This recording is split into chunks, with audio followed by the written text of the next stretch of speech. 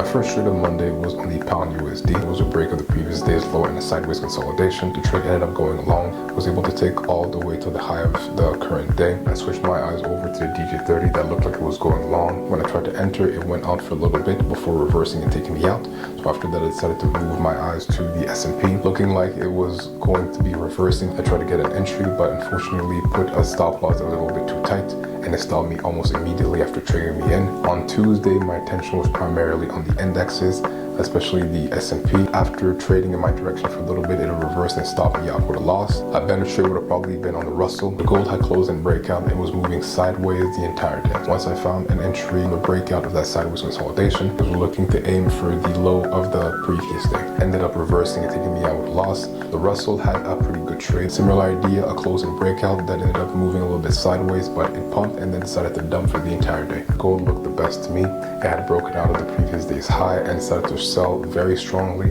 The price went in the direction of my trade, but at some point pulled back.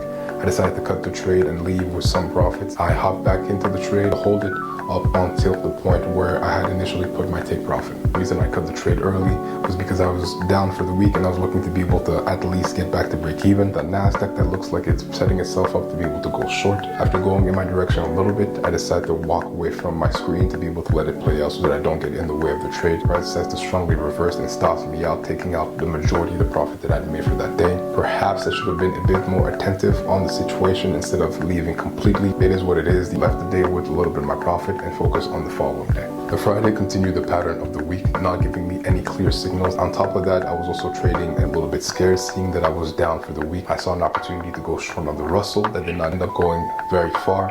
I stopped at break even. After reversing strongly, the price pulled back and then rode all the way to the high of the day. The price reversed after hitting the high of the day, taking away the majority of the unrealized profit. I left with a small profit for the day and decided to kind of leave it on that note. Thank you guys for watching this week's review.